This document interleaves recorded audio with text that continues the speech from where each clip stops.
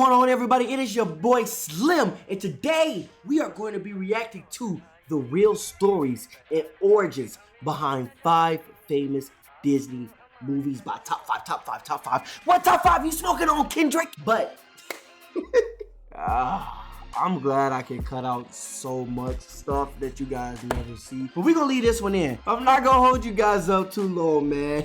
If you're not done so yet, go ahead and subscribe to the channel, man. I know you're gonna love it here. Turn on that notification bell and hit that like button early because it shows YouTube that you guys rock with me. And it costs you nothing, all right? It's free ski. It's for the free ski. So help a brother out, man. I'm broke. But without further ado, man, we're gonna go ahead and hop right into this video. Hopefully you guys enjoy. Stay to the end. Let's do it. Type. The Disney company is huge, and their films are loved by billions of people around the world. Right? You may not know that some of their most famous titles have been based on real events and unusual stories. Well, Okay. there are 5 Disney films that may surprise you with their origins, some of which would not have made for appropriate children's movies if they hadn't have been changed. Okay. Number 5. Snow White and the Seven Dwarfs.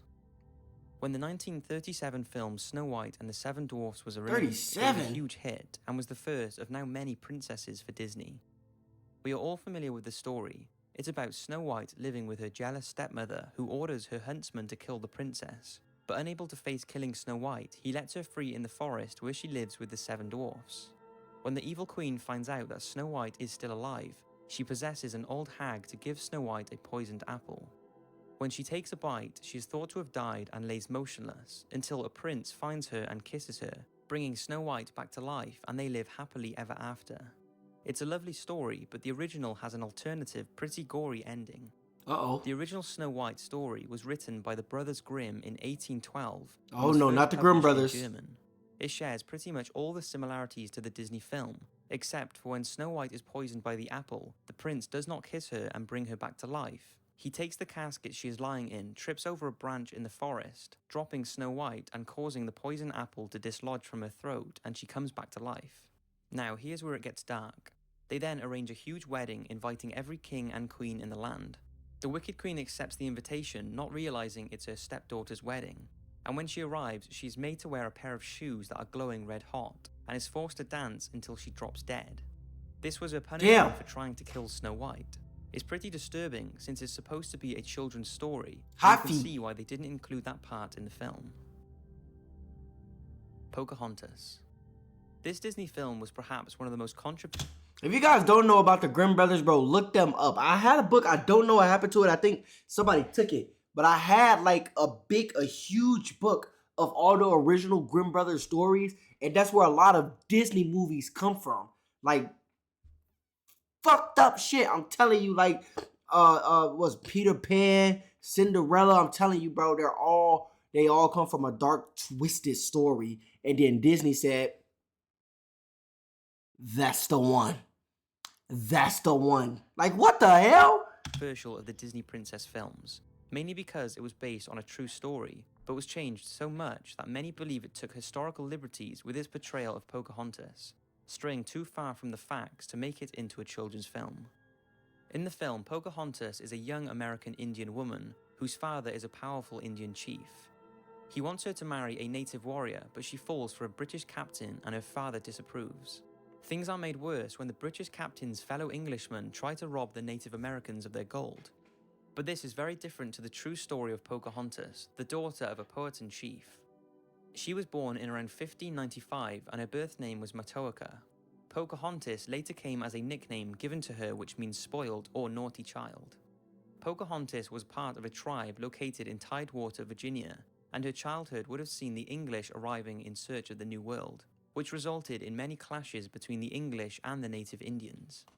During this time, Captain Smith, an English soldier and explorer, was captured by Pocahontas' tribe and faced execution. This was when the then 10-year-old Matoaka threw herself at Captain Smith to stop him being executed. Now, it's unlikely there was any romance between the two like in the film, but young Matoaka was later captured by English settlers, and this is when she met tobacco planter John Rolfe. In order to secure her release, she agreed to marry him and was renamed Rebecca. This was also the first recorded marriage in history between a European man and a Native American woman. After 2 years of marriage, John, Rolfe, and Matoaka went to England, where Rolfe used his wife as a symbol of peace and goodwill between the English and Native Americans. It's thought that whilst in England, Matoaka ran into John Smith, the captain she saved from being executed, but she refused to speak and turned her back on him. Unfortunately for Pocahontas, whilst returning by ship back to Virginia, she became ill and was taken off the ship at Gravesend, England, where she sadly died at the age of 21. There was a lot of suspicion that her death was caused by poisoning, but this has never been confirmed. It's just crazy to think that when watching the film that it's loosely based on real historical events. Yeah, that's nothing like the In movie. 2010 Disney film Tangled, a story is told about a baby princess named Rapunzel who has magical healing powers. She is stolen from her crib by Mother Gothel and taken to a hidden tower where her golden magical hair grows incredibly long. As she gets older, Rapunzel becomes curious about the outside world, especially the bright lights she sees every year floating in the sky beyond her tower prison, and she plots with a local thief to escape the tower and go on an adventure, discovering that the lights in the sky are lanterns that her parents release every year on Rapunzel's birthday. She then falls in love with the thief after bringing him back to life with her powers, and they eventually marry and live happily ever after. That is the film version of the original, which is called Rapunzel. Rapunzel starts with a lonely couple who live next to an evil witch named Dame Gothel. The neighbour who is pregnant sees a Rapunzel plant in the witch's garden and asks her husband to steal it for her to eat. She enjoys it so much that she asks him to steal some more, but this time he is caught by Dame Gothel. He begs for his life and the evil witch agrees to let him go on the condition that he hands over their baby as soon as it's born. Damn! The witch takes the newborn baby, calls her Rapunzel, and raises her as her own. Rapunzel grows up to have long golden hair, For a and flower? when she reaches the age of 12, Dame Gothel locks her in a secret tower. Rapunzel's hair grows so long that when the witch visits her, she shouts up for her to let her hair down. Rapunzel would then drop her hair down from the tower and let Dame Gothel climb up to her room. Then one day, a prince hears Rapunzel singing in her tower, and they eventually meet and fall in love. They both plan her escape so that they can marry, but Dame Gothel notices something is not right, so she watches the tower and finds out about the prince's visits. In a rage, she cuts off Rapunzel's hair and slings her into the woods to fend for herself. Damn! She then uses the cut hair to trick the prince into thinking he's climbing up to see Rapunzel, but when he reaches the top and is told Rapunzel is gone, he jumps from the tower in an attempt to kill himself. He survives, but thorns pierce his eyes, leaving him blind. For months, he wanders aimlessly in the forest until one day he hears Rapunzel singing and is reunited with her, and she restores his sight. As for Dame Gothel, in a fit of anger, she has dropped the length of hair and is forever trapped in the tower to die. So, although the original has a good storyline, it's far different from the movie version, and wouldn't have really made for a good children's movie. Considered by many to be the greatest Disney film ever made, the 1940 film Pinocchio is told through the eyes of Jiminy Cricket. He tells how woodcarver Geppetto makes a wooden puppet called Pinocchio and how he wishes it was a real boy. Then one night he sees a shooting star, and the next morning Pinocchio has come to life. One day when walking to school, Pinocchio is persuaded to join a travelling show where he performs with other puppets, and when he tries to return home to Geppetto, he is locked up by the owner of the travelling show. He is rescued by a magical fairy, but when he starts lying about what he's been up to, his nose starts to grow. Eventually, Pinocchio and Jiminy Cricket return home, but discover Geppetto has gone to sea in search of him and has been swallowed by a whale. Pinocchio sets out to free Geppetto from the whale's belly, but drowns trying to save him. Yeah. Because he has proved himself to be good though, he is brought back to life by the fairy and his puppet strings are removed, finally making him a real boy. The film is a classic, but the original Adventures of Pinocchio by Carlo Collodi, which the film is based on, tells a much darker story. It was originally published as a weekly series in a comic-type newspaper for children. Carlo often describes Pinocchio as a wretched and thoroughly disobedient boy who laughs in the face and steals the wig of his creator and father, Geppetto. In these stories, Jiminy Cricket is not the wise guide friend of Pinocchio, but the opposite. And when he tries to tell Pinocchio off for rebelling against his father, Pinocchio bashes the insect's head in with a hammer and kills him. Damn! Pinocchio is often starved, tortured, robbed, and kidnapped, and has his wooden legs burnt off. Nearly every chapter of the book indicates the author's contempt for badly behaved children, with Pinocchio being made an example of what happens to disobedient kids. Carlo did not want the story to have a happy ending at all, and wanted to end Pinocchio's life by hanging him, but publishers were horrified by this ending and he was forced to bring Pinocchio back to life. This is when he introduces a child with blue hair, the character that becomes the magical fairy in the Disney film. But even after being brought back, the writer continued to endure torture and abuse upon Pinocchio in the stories, which He was thankfully was sick. never shown in the film. Winnie the That's not Pooh that is a bad. lovable teddy bear who was created by English author A.A. Milne and adapted by Disney into a series of short features that included Winnie the Pooh's friends Piglet, Eeyore, Kanga, Rabbit, Roo, Tigger, Owl, and the only human character Christopher Robin. Winnie and his friends enjoy several adventures in the 100-acre woods, but you may be surprised that some of them are actually based on true characters. I used to love Winnie the In Pooh. 1925, A.A. Milne based Winnie the Pooh on a soldier's bear who was sent to London Zoo when the soldier was shipped off to the front lines in France.